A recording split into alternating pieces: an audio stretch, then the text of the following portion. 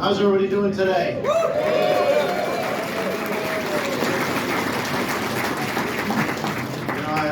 My name's Dr. Steve Ellis. I'm the Member of Parliament here for Cumberland-Colchester, and I just want to thank everybody for being here early on a Saturday morning. It's going to be a great day out there. Thankfully, finally, looks like winter's over. Keep into May, as you guys know. You know what? It's an absolute pleasure to be here. First of all, to have an opportunity to represent all of you in the House of Commons, to be able to stand up and hear the stories that people are calling us and emailing us with, and making sure that the voice of you is heard by the government, as we call them, the Spend DP Liberal Coalition, which we are needing to get rid of.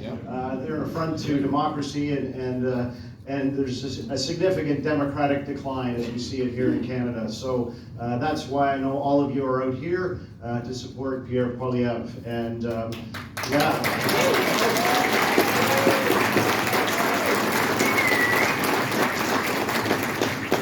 You know, a few things. I really want to encourage you all to continue to reach out to our office with issues that you have, because to me, that's the most important thing that I can do as your representative. I need to hear what you're faced with. You know, we know that the cost of living is a huge, huge problem for folks out there, and we need to continue to hear your stories that you have as they pertain to the federal government, so that I can stand up there, usually on Wednesdays, and present them to that Prime Minister up there that we all know is not going to give me an answer. But you know what? Your voice needs to be heard. It needs to be heard. And they need to understand how difficult it is right now to be living here in Canada, in Cumberland-Colchester. So I wanted to really encourage you to continue to do that. Today, you know what? You're going to have Pierre up here in a few minutes. I know I'm the warm-up act, and I'm okay with that because Pierre is a fantastic guy. He's a guy that's going to stand up and he's going to fight for all of us. And as you guys know, he's going to be the next Prime Minister of this great country.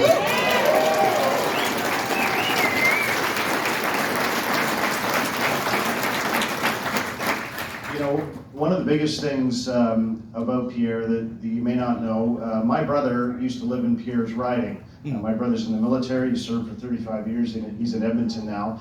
But he lived in Greeley, which is just south of Ottawa. And, you know, I had a chat with him about Pierre, and he said, you know what? This man runs door to door when he's door knocking for an election. He runs to everybody's house. Now, if that's not a commitment, I don't know what it is. And don't forget, Pierre has won 7 times. 7 times. And, absolutely.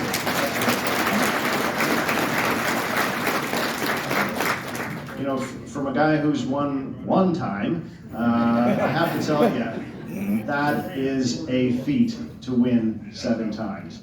The other great thing about Pierre that I learned from some of his constituents is when you call Pierre and say, hey, I'd like to meet you, or I need a call back, he comes to meet you or he calls you back.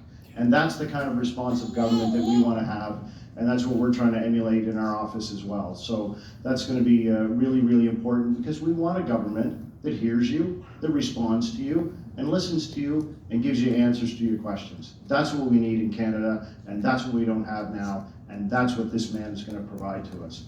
Very, very exciting stuff. A couple of things that I do want you to know. On your sign, you'll see the website at the bottom. It's Pierre 4 p.m. It's the number 4.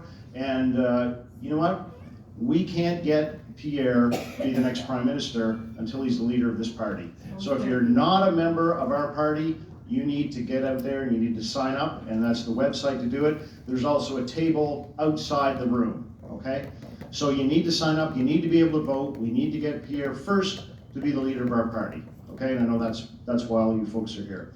Second kind of housekeeping thing is there will be an opportunity for everybody who wants, at the end of all of it, to have a picture with Pierre, okay? So we're yeah, absolutely, it's an exciting time, I know that. So I think we're ready. You guys ready? You want to meet the man himself? Enough talking? Absolutely, absolutely.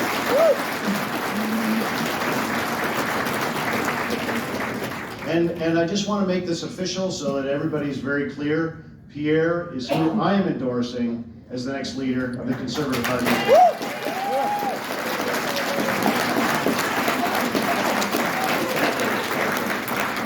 So, without further ado, the man himself, Pierre Poilievre.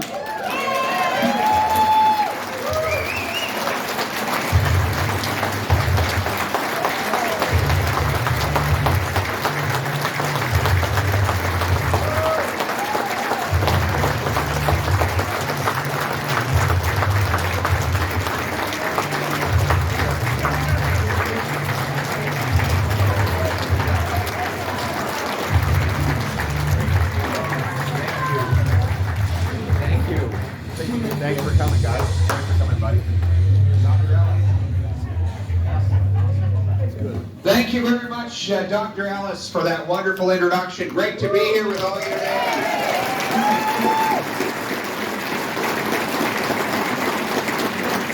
Boy, am I ever enjoying the great East Coast hospitality. Wonderful to be out here in Nova Scotia with all of you. And thank you very much to your Member of Parliament, Dr. Ellis, a real champion for the people out here. Dr. Ellis, he's obviously a medical doctor, and I was talking to him earlier, and I said, what are you most proud of about your time in Parliament? I was expecting that he would have a very complicated, sophisticated answer about an in-depth policy issue that he's working on. Obviously, someone with his background and expertise is given a lot of complex files, and he said, the thing I'm proudest of is that I get to go to the House of Commons and I get to ask the Prime Minister, how is the single mom in my riding going to be able to pay for feeding her kids? The simple questions are the most important ones. He never forgets that he's a man of the people. No matter how accomplished he's been. In fact, when I called him up to ask if I could have his support for leader of the party, Dr. Ellis said to me, I have an important question for you. Do you believe in free speech? I said, of course. He said, how would you like to give one? And that's how I ended up here today. Anyway, he's got the great East Coast wit. And we have the great Elmer McKay here, everybody. Elmer McKay.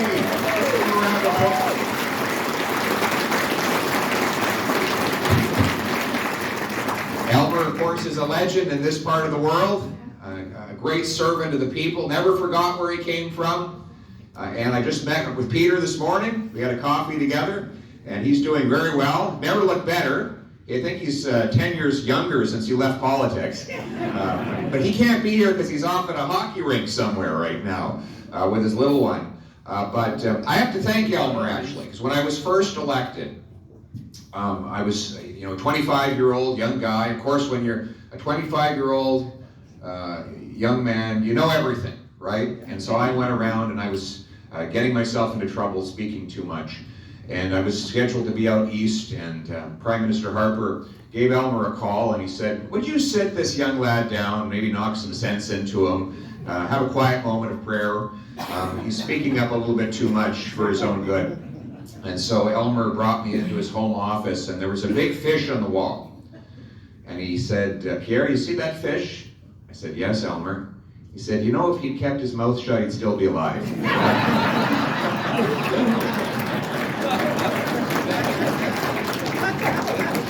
That's all I needed to say. So, anyway, great to see you out, Elmer. And Scott Armstrong, our former member of Parliament here. Scott Armstrong.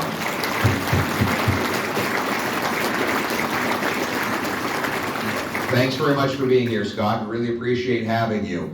It's no matter where I go in this country, everybody's got a story. That's what's so powerful about these massive rallies we've been holding nationwide. My story is my folks are two school teachers from Saskatchewan who moved to Alberta where they adopted me. But my great-grandfather came from France right to Western Canada and started our family tree in that part of the world. And he came to the country for the same reason that everyone else does. Whether you're a McLean and your people came here 300 years ago, or you're a Galindo like my wife and your people came here 30 years ago, or your name is Singh or Mohammed and you came here 300 days ago, we all come from the same reason, don't we? For freedom, for the ability to take control of our lives and make our own decisions, to carve a little piece of paradise out of that big patch of land we call Canada. In fact, when my grandfather came, Laurier was Prime Minister, and someone said to him, what's Canada's nationality? And if he'd been a European leader, it'd been easy. In Scotland, you'd say Scottish, France, French. But you couldn't define Canada by ethnicity because we were already mixed up even back then, right? You had our First Peoples, you had the Scots, the Irish, the English, the French, etc. So instead, he said, Canada is free and freedom is its nationality. Woo! And so it is today.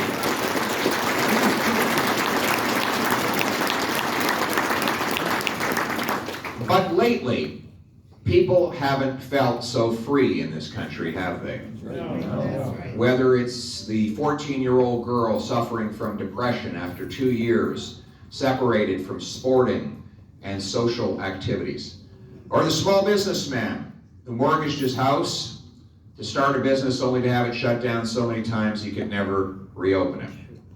Or maybe you're the trucker who, after heroically delivering our goods and services across the border without a vaccine for 2 years, the Prime Minister suddenly said you were a threat to spread a virus, even though you're alone in a truck all day by yourself, right?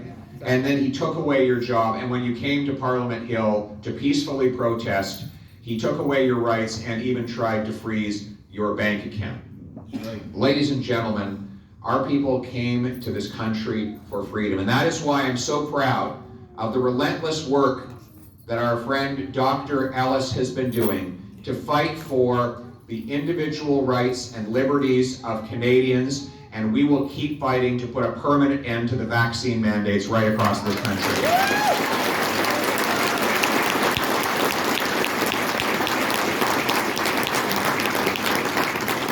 And I want to acknowledge as well the very principled leadership of Elizabeth Smith McCrossan, who's in the back of the room.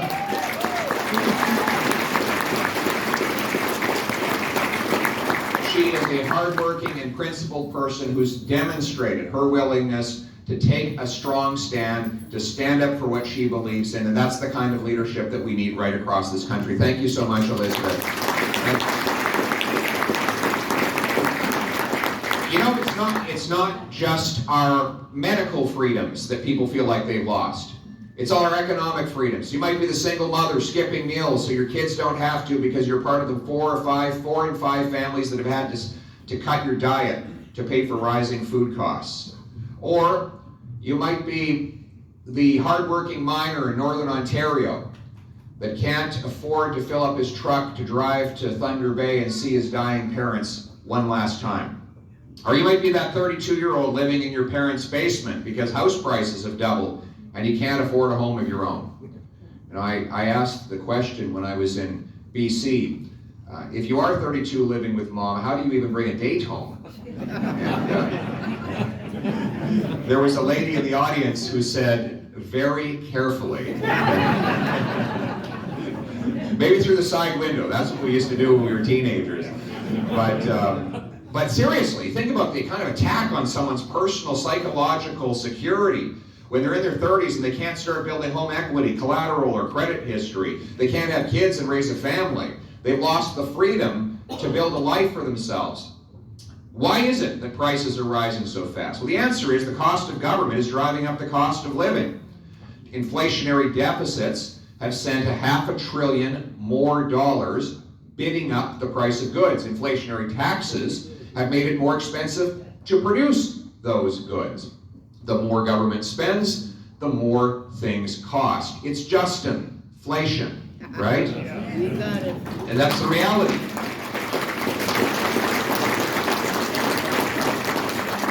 And so what are we going to do about it? Well, we're going to reverse those policies and restore common sense. We want you to take back control of your money by eliminating inflation and preserving the purchasing power of your dollar. Here's how we're going to do it. First of all, we're going to get rid of the deficit and balance the budget, like we did when Prime Minister Harper was in office. We'll eliminate the $100 billion slush fund Trudeau created. This is extra spending above and beyond the core services we already funded. We don't need bigger government. We need bigger paychecks. I will cancel that new spending. 2, there's the infrastructure bank. $35 billion infrastructure bank. Now we all agree, we need infrastructure. We don't need a new bank. The only purpose for this bank is to provide loan guarantees to large multinational construction companies so that if they go over budget, the taxpayers bail them out. I believe in a free market. If a company delivers a product on time, on budget, let them make a profit. But if they go over budget, that's their fault. They should pay the price, not taxpayers. I will absolutely interrupt them.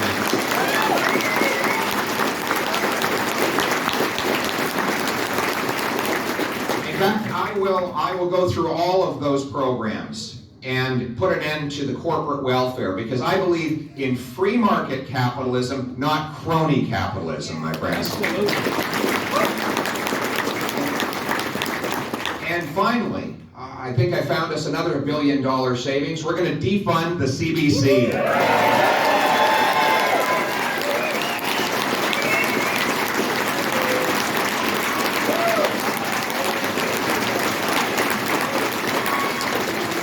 And how about we run the finance? Oh, my mic keeps going off. I think CBC provided the microphone. They have someone remotely has got a button they can mute every time I'm about to say something I don't want to hear. But anyway, we're going to actually run the finances the way you run your finances at home. If you want to make an extra expenditure, you have to find savings somewhere else. But not, the great economist Thomas Sowell said the #1 rule of economics, there's always someone who wants to applaud that. And Thomas Sowell said, the first rule of economics is scarcity. People always want more than there is to have. The first rule of politics is to ignore the first rule of economics, right? Every creature, whether it's the tiny microbe on the ground or the birds in the trees, the fish in the seas, must live with scarcity. They have to maximize the use of scarce resources. Every creature has to follow that rule except the politician, who always pushes his scarcity onto everyone else through higher taxes, more debt, and higher inflation. What we need to do is internalize that scarcity by passing a pay-as-you-go law requiring the government find $1 of savings for each new $1 of unbudgeted spending. Now, yes, you can applaud that.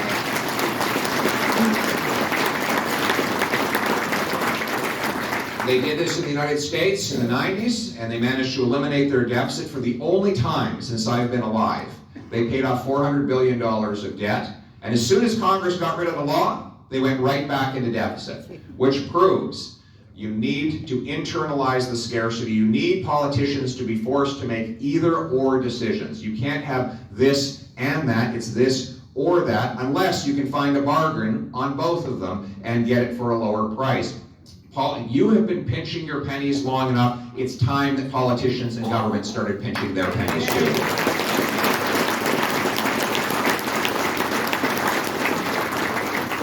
And we need to restore the independence of the Bank of Canada, frankly. The reality is, the bank decided to turn itself into Justin Trudeau's ATM machine over these last several years. Their mandate is to keep inflation at 2% and to control the money supply to make sure it does not go higher than that. Instead, when Trudeau wanted to spend, they opened up the vault and they created $400 billion of brand new cash, handed it over to him, and let him spend it. Now, what did that do? Well, there's $1 in every $5 in the economy today was created in the last 2 years. More dollars chasing fewer goods means higher prices, right?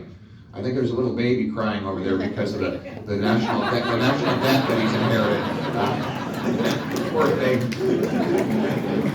That's why babies cry when they're born. The doctor whispers in the ear, you owe $80,000 on the national debt, right when they're born. Anyway, does anybody, speaking of debt, can someone lend me a quarter for a second? I just need a quarter. Anybody got one handy? Who's got a quarter? Everyone's broke. Yeah. We got one. I can't take debit, unfortunately. I'm very old-fashioned. Oh, there we got a quarter. All right, I got one here. Oh, Elmer's got one as well. All right. Well.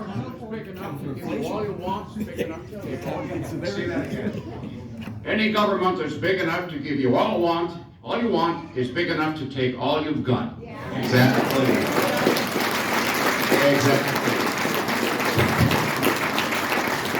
Yeah, the government doesn't have anything except what it takes from you. Now look at this quarter here. On the edge of the quarter, there are these little ridges. You ever notice that? You know why those are there? Yes. Why? Because people used to take the edges off the coin. Yes. And make more money for themselves and devalue the coin. Exactly. She knows exactly what she's talking about. You know, Henry VIII used to do that because he kept running out of money. And then he'd clip off the edge of the coins. Back then it was the British pound, which is still, back then it was actually a pound of silver.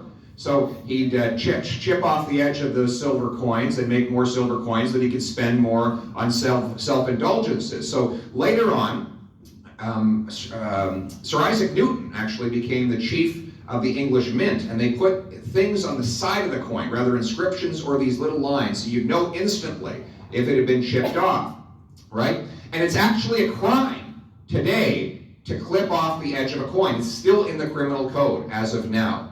But what does the government do when it causes inflation? It actually chips off the edge of your coin, right? 6.7% inflation means that almost 7% of your loonie has been clipped off in 1 year. So when you clip off the edge of the coin, you're committing a criminal code offense. When they clip off the edge of your coin in reality, they call it inflation. They pass the cost on secretly. It is a tax. And that is what has been happening. And that is why I believe that the Bank of Canada has failed in its mandate to protect the purchasing power of our dollar. It's great if you're a millionaire or a billionaire because your asset values have all gone up. Your mansion, your stocks, your gold, and other assets have inflated in value. You're getting richer by just sitting back on your big, fat assets. But if you're a working class person who lives off your wages, you're getting poorer because those wages buy less. It's a real pay cut. Wages are going up about 2.5%. Inflation is 6.7%. Almost 3% higher. This is a transfer of wealth from the have-nots to the have-yachts. Is not the way our central bank is meant to work. And you know what? You know what's interesting? When a waitress or a welder don't do their job properly, what happens? They get fired. And yet, big shot bureaucrats and bankers in Ottawa think they should keep their job when they fail to do it properly. The Bank of Canada had one job: keep inflation at 2%. It's 6.7%, 3 times higher. Very simply, that is a failure for which there must be consequences because the people are paying the consequences through higher food, gas, and housing prices. So the consequence is that under Pierre Poilievre, I will fire the Governor of the Bank of Canada.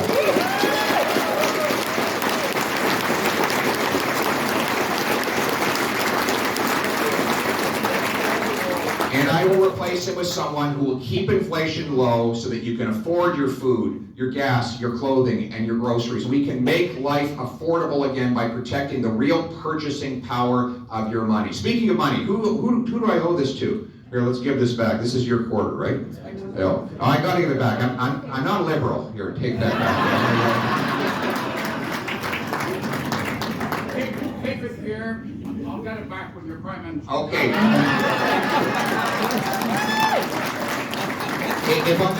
If I'm ever in a bind, Elmer, I can use this to make a phone call, a payphone, and I'll think of you. So, good luck finding one.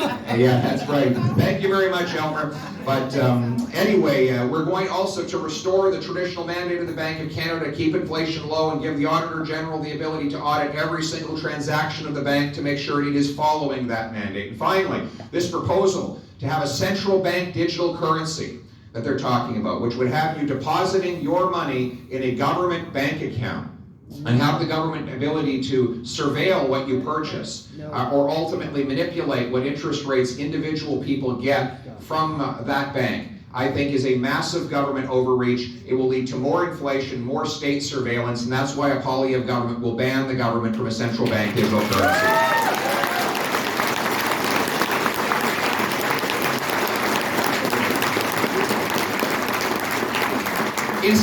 Instead of creating more money, why don't we create more of what money buys, right? I think I'm going to go without this mic. To heck with it. Redundant. Normally I've never met a mic I didn't like, but I don't care much for this one. We're going to start creating more of what money buys, right? We're going to grow more food, build more houses, and produce more Canadian energy. That's the alternative. You know, we have a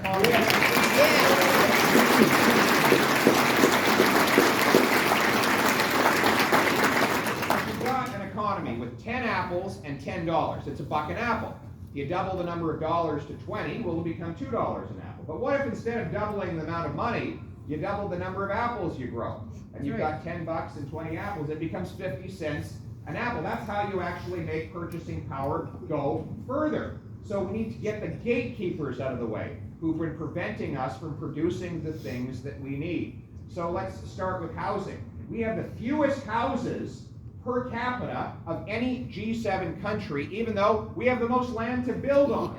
It should be easy and cheap for our young people to find a place to live. But because of local government gatekeepers imposing bureaucracy, they prevent builders from building and they limit the supply of homes. We do this with fees. Yes,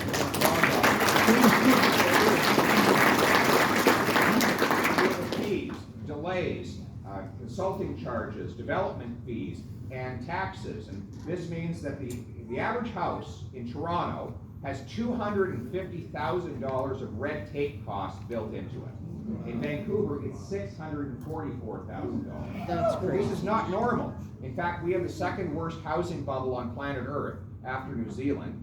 Vancouver and Toronto are now the second and the sixth most overpriced housing markets on Earth, more expensive, more unaffordable than Manhattan, Los Angeles, London, England, countless other places with more money and less land. The reason is that bureaucratic gatekeepers block construction and shut our young people, our immigrants, and our working class out of a home. So here's what I'm going to do. I'm going to tie federal infrastructure funds to the number of houses that actually get completed in our big cities. Yes, they're going to have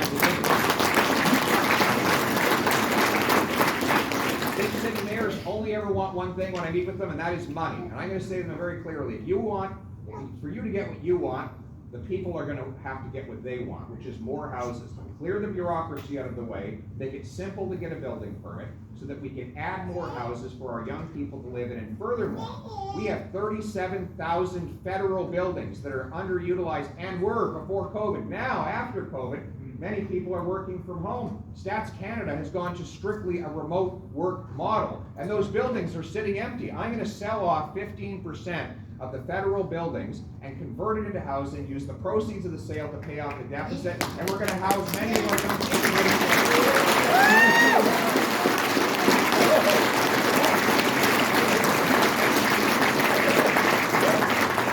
It just warms my heart to think of all the young families that will be able to live in the new condo building that replaces the CBC headquarters.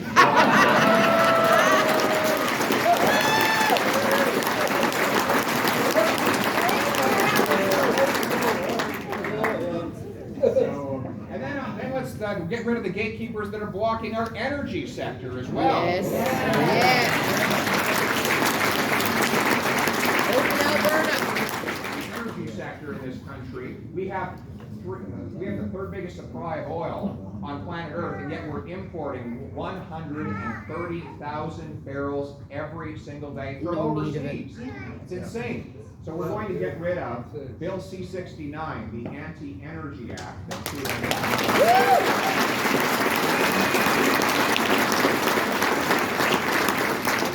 It's a very simple process that consults First Nations, protects the environments, but gets clear answers within a year and a half to applications for major projects to produce energy in this country. We're going to build Canadian pipelines with Canadian steel to take Canadian energy to Canadian markets. Yes. To deliver Canadian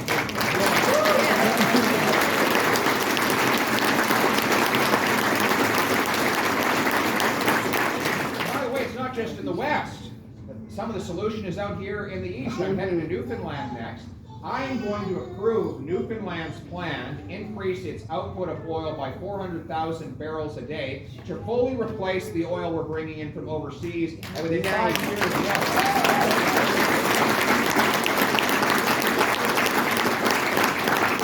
within 5 years, we will ban dictator oil from Canada altogether.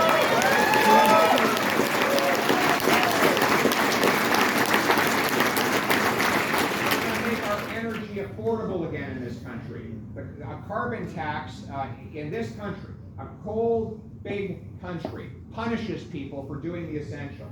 Traveling distances, heating your homes is not a luxury in a country like Canada. It is a necessity. And taxing people for doing it is only driving jobs and production to foreign polluting jurisdictions. And that's why I have an honest disagreement with Jean Charest and Patrick Brown, who support carbon taxes.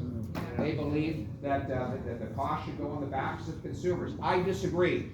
I believe that we should invest in technology, not taxes. That's why a Poilievre government will axe the carbon tax today.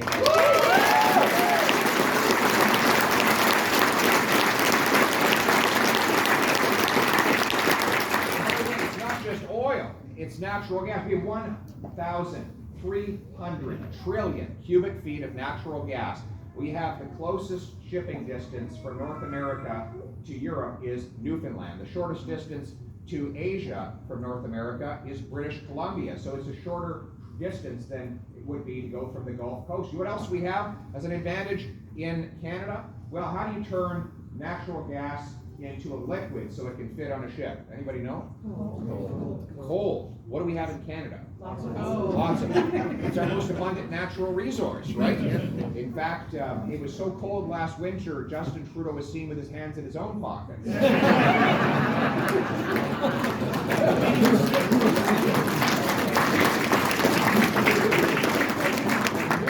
Have a plan to pipe the natural gas from the Jeanne d'Arc oil field over the coast, where they put it on a cooling vessel, cool it to minus 161 degrees Celsius, put it on a ship, send it off to Europe to break Europe's dependence on Putin. So we take dollars from dictators and turn them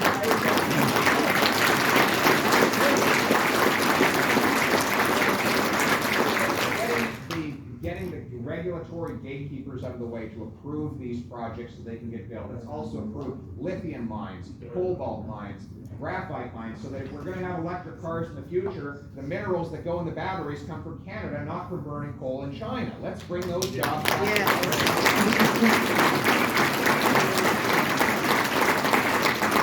Trudeau's okay with oil as long as it's foreign oil. Yeah. He's always attacking the good guys. I think, for example, the firearms issue as well, right? Here we go. Now he's bringing in a backdoor long gun registry. He's going to spend $1 billion going after the hunting rifles of law-abiding, licensed, vetted, trained, and tested firearms owners. Now, not a single criminal in this country is going to hand in their firearms. Right? If someone is going to rob a bank or shoot up a neighborhood, they're not going to say, geez, there's a small detail, Justin Trudeau has banned me from having a gun. They're criminals. That's what they do. They don't follow the law. Us law-abiders aren't giving up our guns neither. That's right. What's that? I said us law-abiders aren't giving up our guns neither. Well, listen, bottom line is the law-abiding people, the people who follow the law, are not the risk. They are not the ones shooting up downtown Toronto. The police chief already said it. 82% of the guns used in crime in Toronto are smuggled in from the United States. And less than 1% of the packages coming in actually get inspected. How do you think they're getting in? So what if we take the $1 billion away from attacking our lawful firearms owners and use it to bolster our border to stop the smugglers and then put the criminals in jail?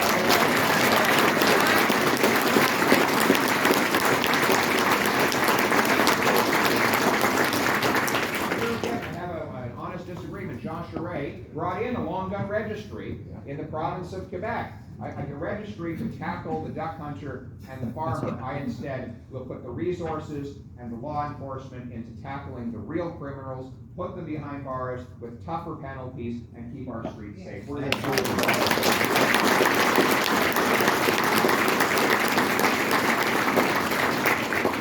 And then we have the Prime Minister's attack on what we say and see on the internet. He's brought in this bill C-11 to give the power to government gatekeepers to decide what you get to see and say on the internet. C-11, it's already starting to happen, but it's only going to get worse. He wants to create a digital safety commission. Sound like a safe room for some people? Basically, first of all, everything that's criminal in the real world is already criminal on the internet. So it's not about law enforcement. If you defraud somebody on the internet, harm a child, commit a crime, you're already subject to prosecution under the criminal code. This is about censoring what people say. The government deciding what constitutes Canadian content.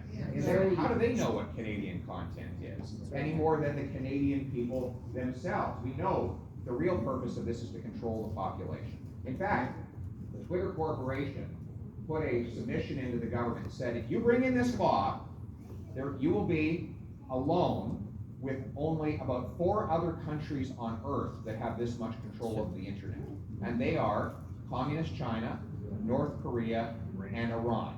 That's everything. That's right, he said he admires China's basic communist dictatorship. We all thought it was just another boneheaded remark when he said it, but in fact he meant it, right? And now he's trying to impose it on us right now on the internet. Well, the reality is, in this country, we have something called freedom of expression. It's in the Charter of Rights, Section 2B, as Shakespeare would say, to be or not to be? That is the question. Well, here's my answer. Yes, we're going to defend freedom of expression. I will repeal C11 and fire the Digital Safety Commission.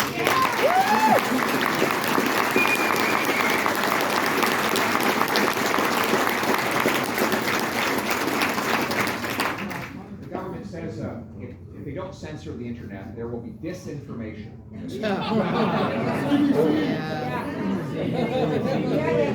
Somewhere out there on the internet, the Liberal website still says the budget was balanced in 2019. But it sounds like a silly throwaway line. Seriously, if you believe that human beings are susceptible to spreading disinformation, well then what about the human beings that would be responsible for censoring and controlling what's on the internet? What if they spread misinformation? Exactly. What if they censor truthful information? That happens. Is the government really telling us they're going to bring some angel from the heavens to tell us what we should and shouldn't see? No. That kind of power is corrupting. Power corrupts, and absolute power corrupts absolutely. Every single time governments try to censor the people, they try to create fear between people, right?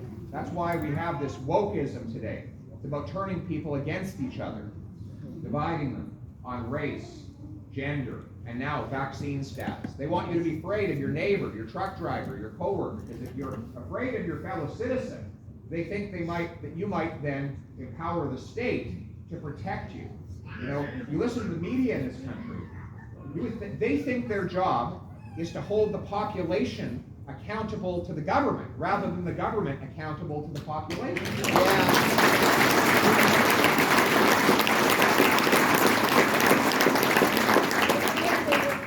That's right. They forget they got the org chart upside down, don't they? Yes. Right? They think that it's Prime Minister, then the House of Commons, and then the people. Actually, it's like this. It's the people on top, and then the cabinet, and then the House of Commons, and then the Prime Minister as the prime servant. That's what minister means. Servant. The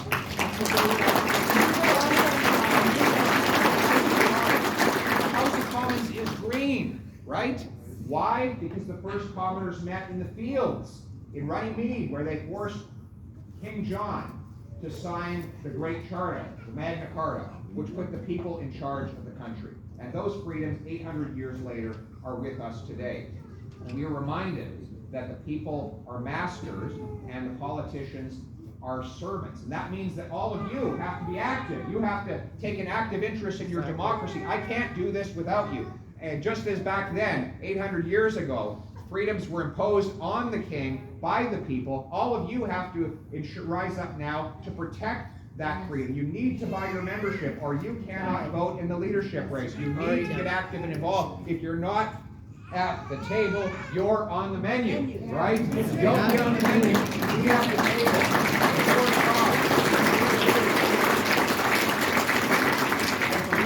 Burke said it's a contract between the dead, the living, and the yet to be born. It's the duty of every living generation to rise up and defend its freedoms against attempts by politicians to take them away. They want to replace your freedom with their power. But for that little munchkin over there, and for the many more who are yet to come, it is our duty to rise up now and defend our freedoms, to remind this country that you are the masters of your own destiny. You are the captain of your own soul. And in the words of the great John Diefenbaker, when he signed our Bill of Rights, I am a Canadian, a free Canadian, free to stand for what I think right, free to oppose what I believe wrong, free to worship God in my own way, free to choose those who shall govern my country. It is this heritage of freedom I pledge to uphold for myself and for all of mankind. Thank you very much.